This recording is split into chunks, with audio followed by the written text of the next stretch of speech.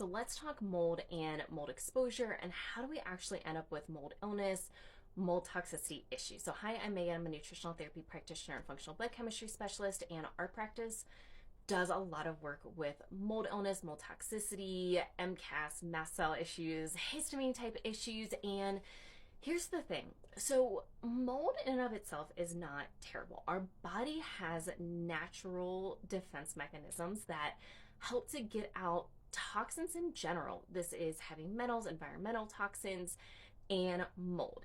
Here's really where the issue comes into play. It's when we are exposed to a large amount of mold, previously or currently, and or our defense systems aren't in proper place and they're not working as well as they should be. And this often is a result of chronic stress issues, if we already have some gut issues, if we've got some cortisol dysregulation issues, if you have a long history of trauma and you're in a constant state of fight or flight, these things are all going to often lead to our body's natural defense systems, our natural filtration systems not being in the most ideal place, in which case when we do have a mold exposure, once again, whether we're living in it, working in it, have a decent level of exposure, and that is really different person to person. And once again, this can also be from previous exposures. It does not have to be current.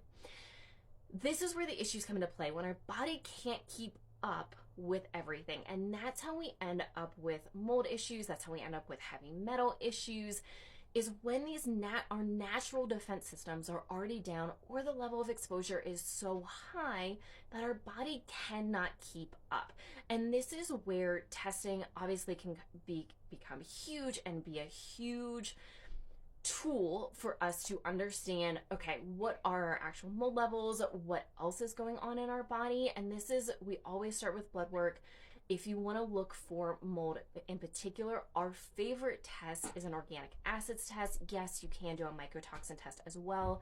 The one from Vibrant Wellness is our favorite and preferred. It's just a little bit more sensitive than some of the other ones out there, but there's often mold patterns that will show up in blood work too, as long as you know how to look for those. So if you think you are experiencing issues with mold, please go check out our 3-part podcast episode where we do a deeper dive into that. We also have some free resources here on TikTok and other social media platforms. And then as always, we do offer free consultations, and we'll be happy to take a look at labs if you've already had some run. We can also recommend some labs. We can also order testing if we feel like that is necessary.